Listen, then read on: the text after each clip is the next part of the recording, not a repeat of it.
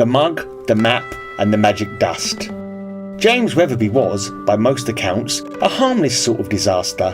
A stoner, a layabout, a man whose greatest ambition was to build a joint long enough to last an hour.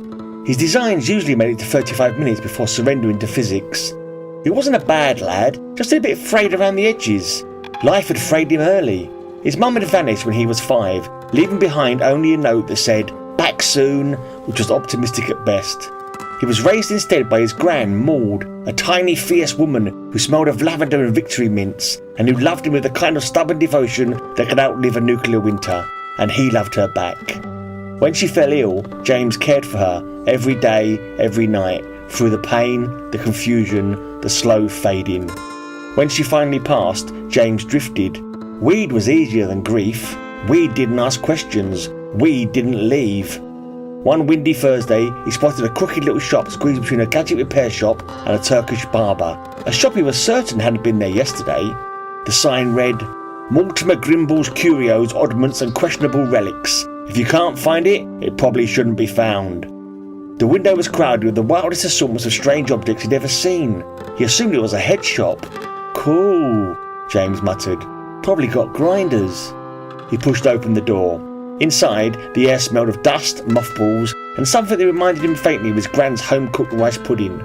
Shelves sagged under the weight of jars containing things that blinked, relics that hummed, and taxidermy that looked like it wanted to lodge a complaint. Behind the counter stood Mortimer Grimble, polishing a teapot that looked like it was trying to bite him. James wandered the aisles, looking for rolling papers, a grinder, maybe a novelty bong shaped like a dragon. He found none of those, but he did find her. A little ceramic Toby mug, rosy-cheeked, smiling, with a tiny bun of grey hair and a floral shawl that looked exactly like Granny Maud. Exactly! Down to the faintly judgmental eyebrows that arched over eyes that twinkled with joy.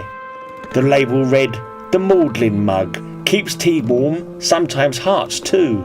James felt something twist in his chest. He spotted a section of novelty bongs and hookers right beside it. How much for the mug?" Grimble, having successfully tamed the teapot, gave him the price. He checked his wallet. He had just enough money for either a truly magnificent bong shaped like a phoenix rising from a cloud of smoke, or this ridiculous, perfect, uncanny little mug. He swallowed. He picked up the mug and took it to the counter. Grimble smiled the smile of a man who'd been expecting something. "A wise choice," he said. "Bongs break, grandmothers endure." James bought the mug. As Grimble wrapped it in paper that rustled like something alive, he added, "Since you're clearly a man of herbal